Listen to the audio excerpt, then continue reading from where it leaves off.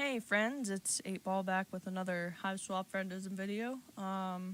So as you all know, the new DLC just came out, and that's why I'm posting right now, because all I do is Hiveswap Friendism videos now. I'm probably gonna be a little quiet because it's like I've got other people in the house now, and it's kind of dark out, so this one's probably going to be a little muted. But yeah, we're doing Volume 5 of Affection, Unwanted or Untrue. Today we are probably going to be doing the blue guy, whose name I forget. Walking. You sure are doing a lot of that recently. Back on Earth, you never got near this amount of exercise. You're going to be so in shape when this is over, provided you still have all your limbs attached and your bones uncrushed. You could probably you could probably come up with safer ways to travel, a taxi or some sort of bus system, but you don't have any money and you can't read the signs.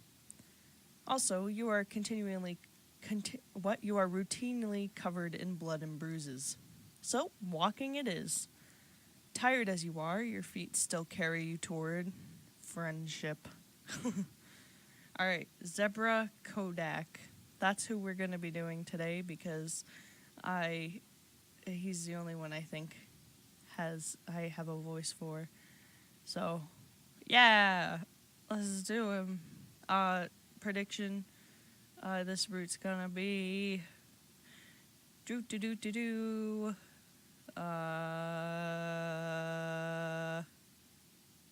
this route will be... I'm too tired to predict right now. Good. Let's say good. This route is going to be good. Your stroll takes you into a nice part of town that seems to have larger and more McMansion-style hives. Based on your past experiences on Alternia, you're not quite certain what upper-class enclaves equal to safety for you, but you might as well explore. You never know where you'll find your next friend. The power of positive thinking must be on your side, because someone emerges out of the shadows. What? Out of the shadows of these sprawling suburbs. There he is. Oh, hello there. I don't believe we've met. Nope. I'm trying to give him like a flirtatious tone, but it just ends up sounding like formal and snooty. I don't believe we've met. I'm sure we have... What? I'm sure I would have remembered someone with such unique looks. You don't know where you are, do you? He looks like a bartender. By this point in your time in Alternia, you don't know if it's wise to admit that you're lost and naive to the ways of the world. But you don't know what you could say to try and convince this guy that you've got any kind of sweet street smarts. You nod your head reluctantly, but he actually looks more interested in you after the confirmation that you're new to the neighborhood. Have you perhaps found someone who likes you for your vulnerability and naivety? I don't know. Naiveness? That would sure be a fantastic luck. It's a good thing I found you. Not everyone has respectful... What? Not everyone is as respectful of lowbloods as I am. Oh, but I shouldn't make assumptions just because you're not much to look at. My bad. I don't mean to be forward, but you're just so interesting. Mind if I ask what the color of your blood is? You hesitate while you're still terrifyingly ignorant of the intricacies of the Alternian society. You're starting to feel terrifyingly informed about the role that blood color plays in this world. And you've managed to gather by now that plain old human red isn't considered one of the better colors to have. What do you do? I'm gonna lie about my... What? No, I'm gonna tell the truth. Red, huh? Wow, that's so unique. I've always liked the color red. I don't think I've ever filled a quadrant with a red blood before. Oh, damn. I'm getting texted.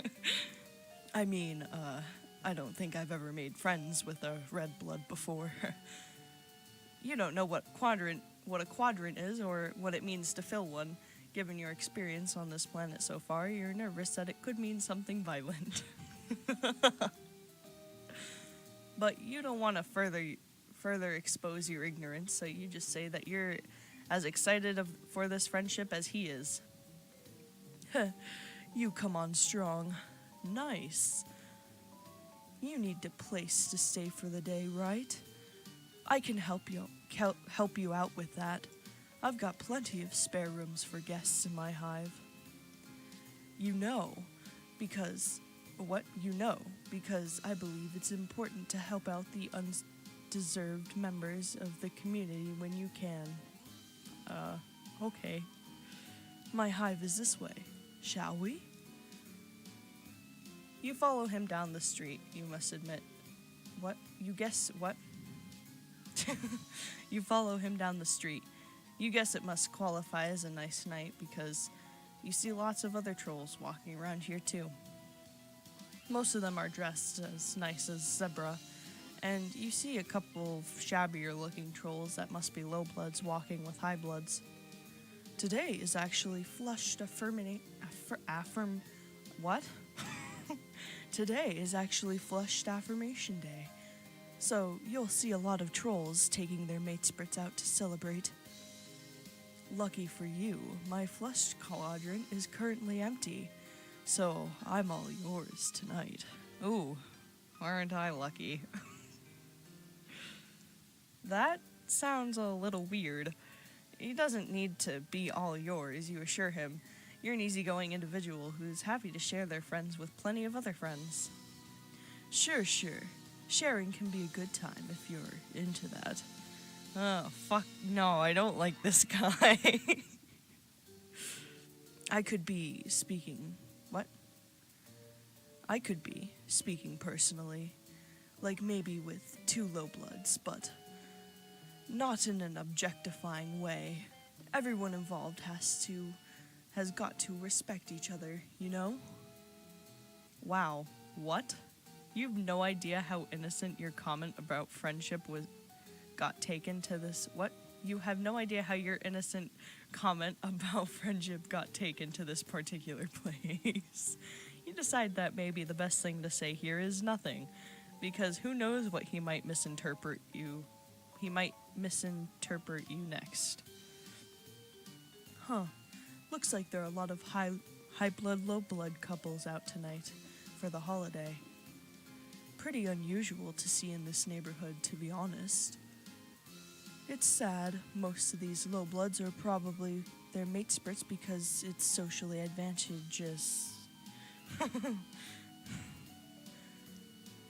Pretty shitty that the high bloods can take advantage of that. But not everyone is as socially conscious as I am. I think it's super terrible when when high bloods don't treat their low blood mate sprits like the queens that they are. I don't know how loud this is. I'm like dying right now. So I apologize. I feel like I'm really quiet right now, and I'm looking at my little what's it called? Bar right here, the sound bar on my studio thing, my recording thing.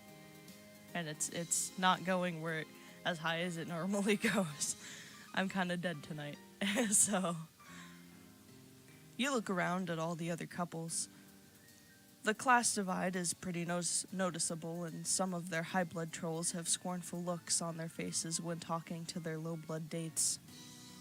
One troll dressed in cerulean is making her shabbily dressed mate sprit kneel down so he can give her a ride on his shoulders.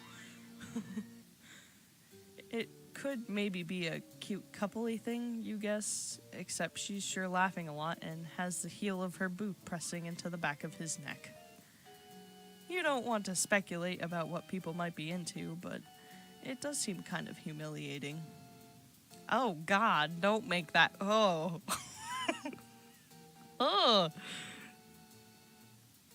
I can feel his reaction. Oh my god.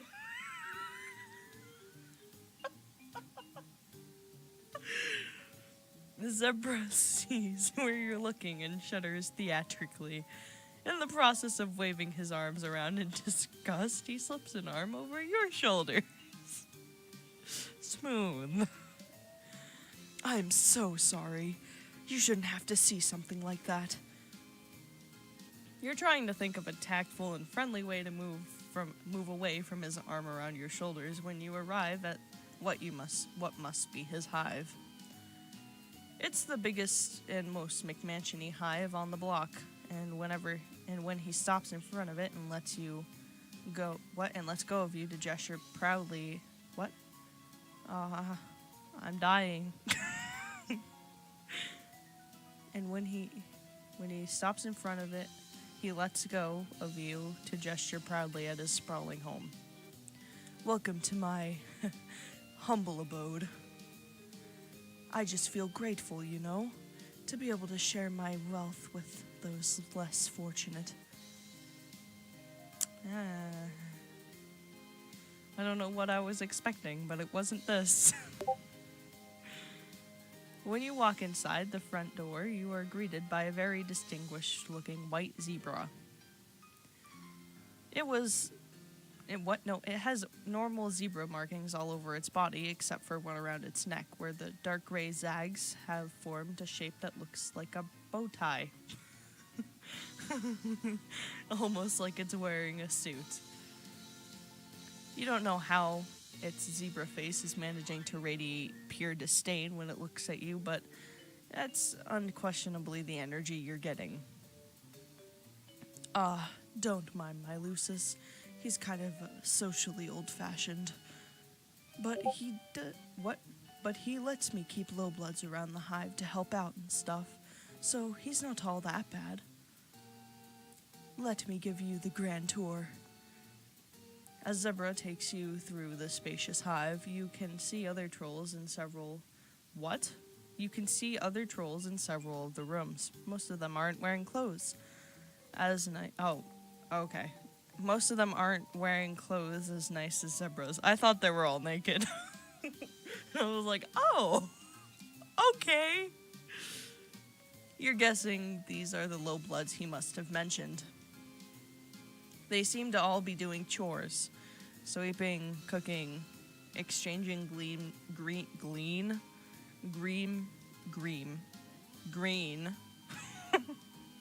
green slime in a troll-sized bathtubs for one another. Possibly fresher green slime. Each of them glances up at you and Zebruh when you pass by and then looks differentially away. The zebra Lucis is following you, and every time you exit a room, it pauses in the doorway to whinny out what could be orders, or possibly he's just berating them. Zebras don't whinny. I don't know if you've ever heard a zebra, but they are not neighing. They make like,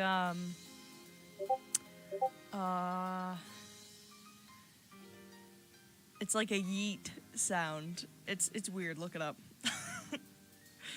You arrive at an empty ballroom-looking space upstairs where several low-blood trolls are hard at work cleaning up the remains of what must have been quite a party. Zebruh seems to notice how you're noticing all the trolls in here are scrubbing the floor and how they're all avoiding your eyes. See? I told you I take plenty of guests. I believe it's important to promote diversity, you know? Sorry. I don't like him. So that's why you don't see other indigo bloods here. My arm hurts. Looks like all the guests are busy today.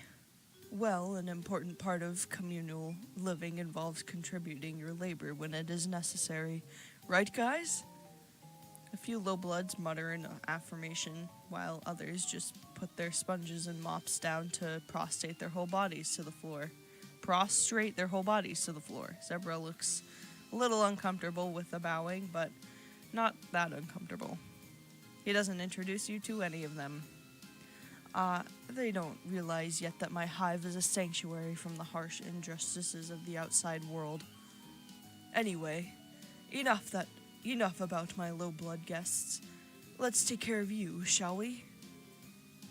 Perhaps as Lucis has had enough of tolerating your presence because he takes the opportunity to stop following you and go huff at more of Zebruh's guests. There are so many S's.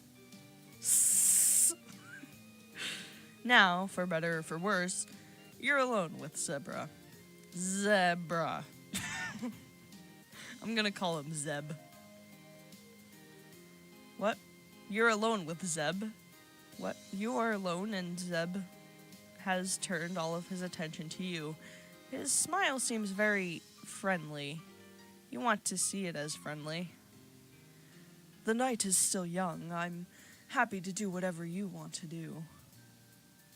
If you feel like going out on the town to celebrate Flushed Quadrant Affirmation Day, I have lots of other friends I could introduce you to. Help you meet the right kind of culture, you know? Oh, you mean slave trade? Or if you're tired, I could show you to your guest room now, and we can have a nice night in. Go out or stay in? Let's go out. This could either end terribly or good. I don't know. I made my prediction at the beginning of the video, and I don't remember what it was, so... You're not crazy about the idea of being alone with this guy for the rest of the night. Plus, if he's as popular as he says he is, that means more potential friends for you to meet. You tell him that you're interested in going out. Cool. That sounds like a great time. I'll just go get ready. Actually, I think I'm more in the mood for a nice quiet night in. Maybe television streaming service and lower the temperature if that's cool with you. Boy. If that has the same connotations as it does on Earth, it's not cool with you. You stumble through expressing some misgivings, but he talks over you. Great. Sounds like we both feel like staying in tonight. I'm not gonna lie. I'm psyched to say that I have you all to myself. I just want you to feel comfortable, whatever we choose to do.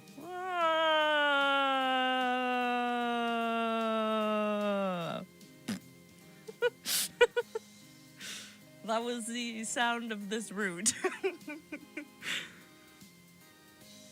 You're not sure why he asked what you wanted to do, since your preferences don't seem to matter much. My Lucis and my guest have probably prepared a delicious meal for you by now, but let's finish the tour first. I assume you want to see my room? No. I want to go home. You tell him sure, bedrooms are a great way for people to express their personalities, and as his friend, you are interested in getting to know him better. Am I? Not really. I'm pretty sure he's got everything laid out in front of him. Wearing almost everything on his sleeve and flaunting it.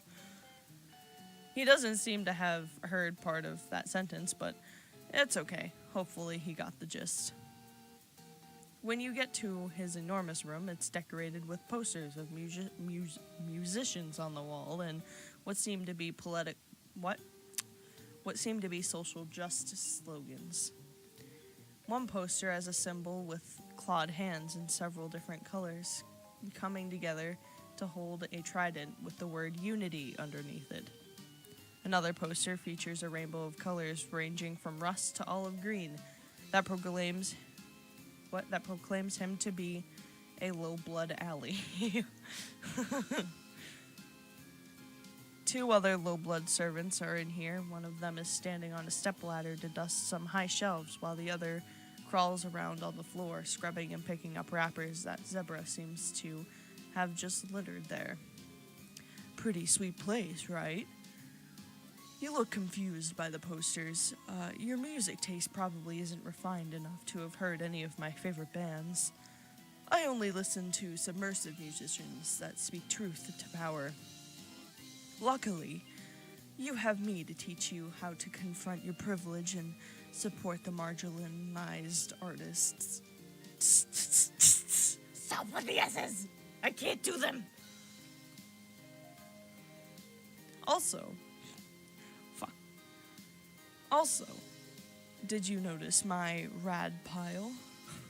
It's a perfect setup for feelings jams with your Moirail.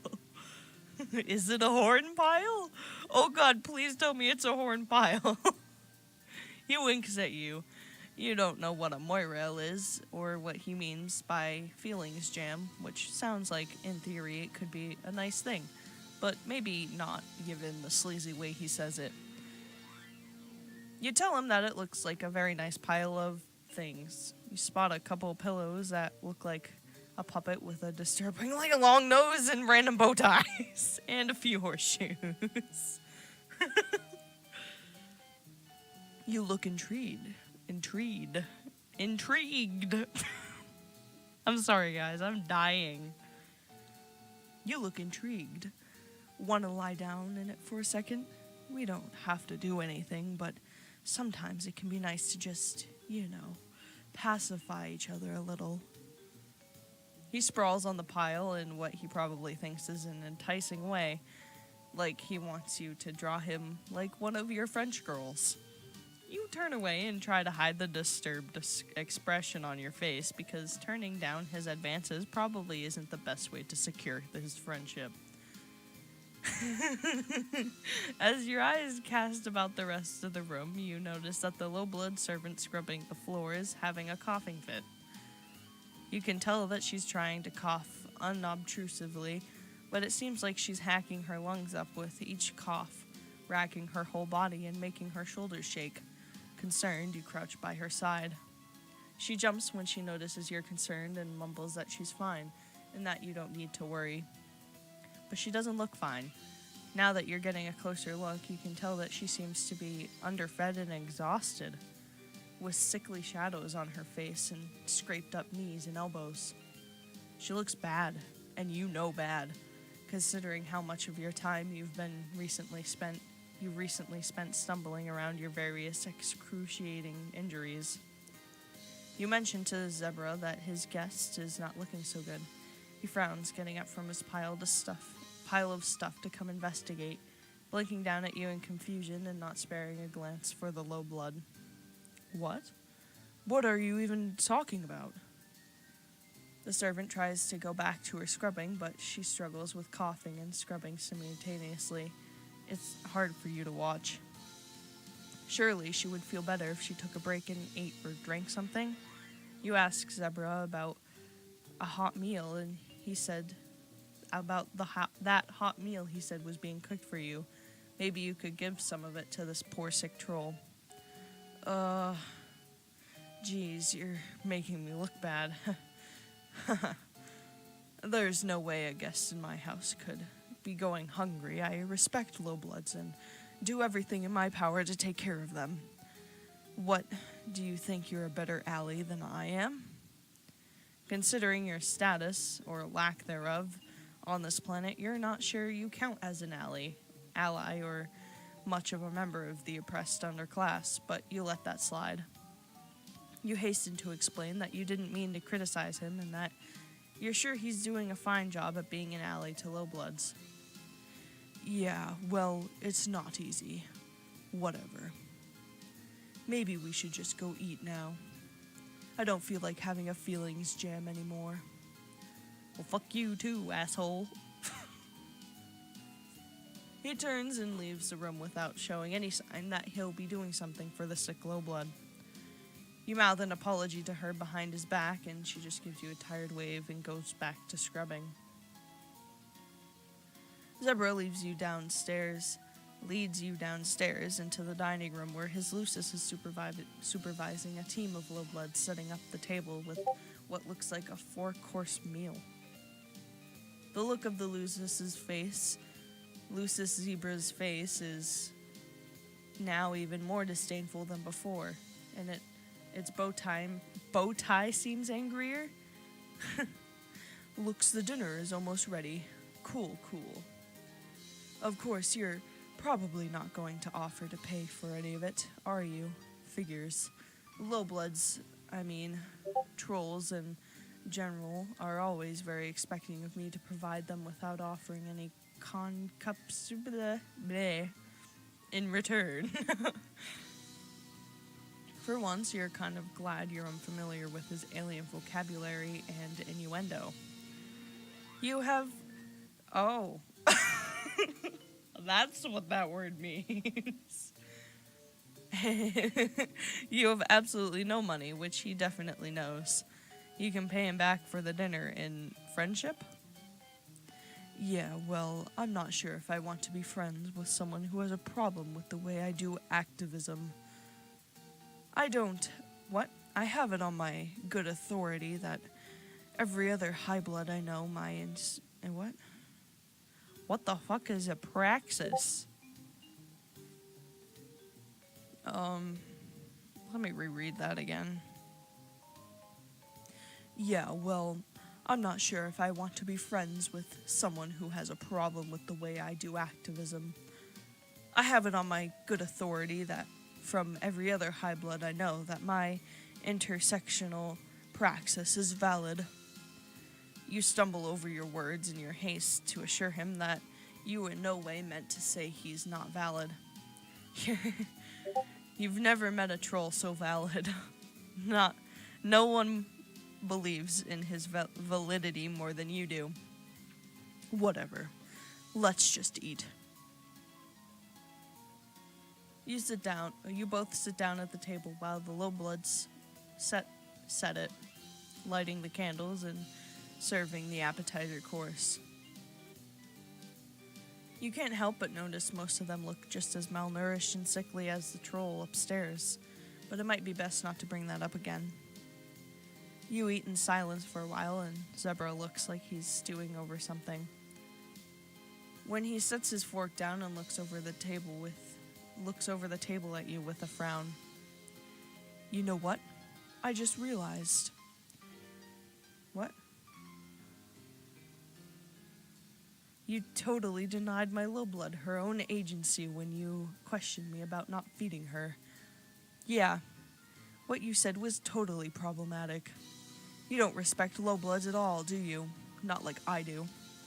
You try to apologize, saying that it was not your intention to disrespect anyone, but that you're sorry you apparently did. He doesn't let you get the words out. People don't realize how tough it is to be a high-blood troll who believes in social justice. Seriously, I face my own kind of oppression for speaking out and being an activist for low-blood rights. For one thing, I never get the consolation or cup science I deserve. My quadrants are always going unfilled because no one else agrees with my racial views. I thought you'd be different, but you don't get it either.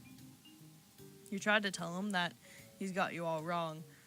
You agree with his radical views and believe in low-blood rights, which is why you were concerned for his guests in the first place. But he acts like you didn't say any of what you just said. You're just another one of the oppressors, complicit to the unequal power structures of our fucked-up society. Your lack of awareness in your own privilege really makes me sick. You must think you're so oppressed with your real blood and multiple injuries. But what you're doing now, rejecting and criticizing me, it's exactly the same of what subjugulators do to the lowbloods they cull. You probably deserve whatever shitty position you have in society. Unlike me, I deserve to have this nice house and low-blood servants and full quadrants for being such a good activist, okay? Ugh. He's standing up by now, advancing at you with his zebra stamping its hooves threateningly at his side. You scramble back, trying to make your way to the front door. It's tricky because you have to step around all the lowbloods who seem to feel strongly that they should get away from Zebruh when he's angry. Zebruh, same thing. They're both assholes. You don't make it to the front door fast enough on your own. Oof. With a terrifying equine scream, Zebruh's Lucis rears on its hind legs and strikes you with its hooves, battering you through the front door and breaking some of your recently healed ribs again. Take your privilege and offensive views and get out. Anyone who doesn't respect lowbloods is not a welcome guest in my hive. Ooh. Game over. It would behoove you to stay away. Alright. Well, I don't like him. At all. He's an asshole, and he can die. Yeah. So, sorry I've been kind of muted this video. I'm tired, and I'm ready to go to bed. Thank you for watching. At the end, there will be a playlist back to all of my other videos. So be sure to click that if you enjoyed this video. Also, be sure to like, comment, and subscribe, because that would be cool. Yeah, so next video will be coming out soon, I hope. I hope you enjoyed the video, too. Yeah. Bye!